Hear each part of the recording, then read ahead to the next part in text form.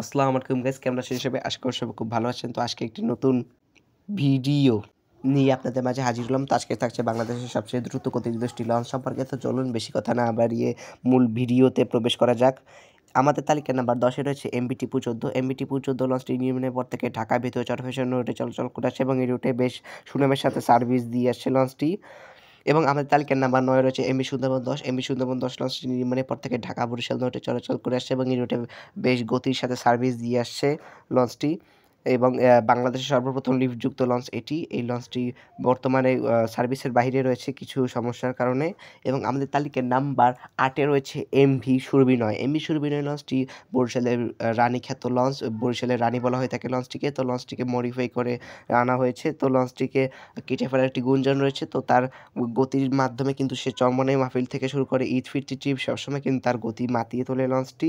লঞ্চটিকে বর্তমানে কেটে ফেলার একটি গুঞ্জন রয়েছে। তো সেটি সত্যি আদৌ সময় বলে দেবে সেটি। এবং আমাদের তালিকার নাম্বার 7-এ রয়েছে এমভি প্রিন্স আওলাদ 10।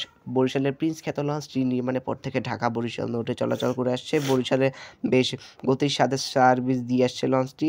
লঞ্চটি বর্তমানে বেশ ঢাকা বরিশাল রুটে বেশ সুনামের সাথে সার্ভিস দিয়ে আসছে। এবং আমাদের তালিকার নাম্বার 6-এ রয়েছে এমভি কীর্তনখোলা 10। এমভি কীর্তনখোলা 10 লঞ্চটি নির্মাণের পর থেকে ঢাকা বরিশাল রুটে চলাচল করে আসছে। বরিশালের পাওয়ার হাউস বলা হয়ে থাকে লঞ্চটিকে। তো লঞ্চটি বর্তমানে কুয়াকাটা 2-এর সাথে রোটেশনে চলাচল করছে লঞ্চটি। এবং আমাদের তালিকার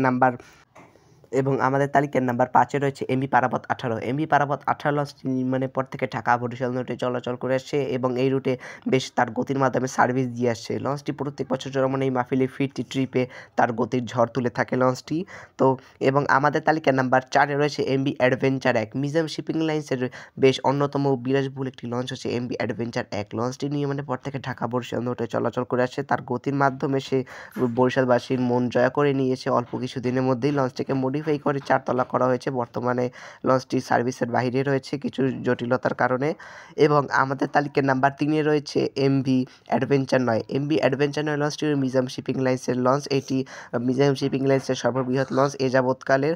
এবং এই লঞ্চটি ঢাকা বরিশাল রুটে তার গতির মাধ্যমে সার্ভিস দিয়ে আসছে এবং চরমোনাই মাহফিলেও এটির কিন্তু বেশ সুনাম রয়েছে লঞ্চটি তার গতির মাধ্যমে অসাধারণ গতির ঝড় তুলে থাকে।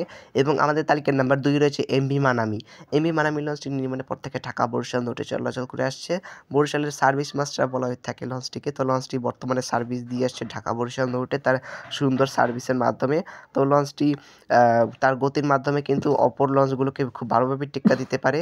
এবং আমাদের তালিকার নাম্বার 1-এ রয়েছে এমভি টিপু 7। ইতিহাসের সর্ববৃহৎ এবং সর্বশ্রেষ্ঠ লঞ্চ হচ্ছে এমভি টিপু 7। লঞ্চটি নির্মাণের পর থেকে ঢাকা বরিশাল রুটে চলাচল করে আসছিল। লঞ্চটিকে 2019 সালের মাঝামাঝি সময়ে ডকে নিয়ে এসে এটিকে 4 তলা করা হয়। পরে লঞ্চটিকে কিন্তু সার্ভিসে আর দেখা যায়নি লঞ্চটি।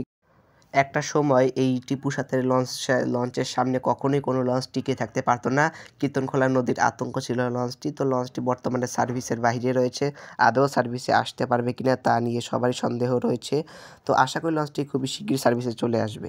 তো এভরিওয়ান, আজকের ভিডিওটা এই পর্যন্তই। আমার ভিডিওটি যদি আপনাদের ভালো লেগে থাকে অবশ্যই আমার চ্যানেলটি সাবস্ক্রাইব করবেন এবং পাশে থাকা বেল বাটনটি অন করে দিবেন। তো আজকের ভিডিওটা এই পর্যন্তই। সবাই ভালো থাকবেন, সুস্থ থাকবেন। Tata, good bye.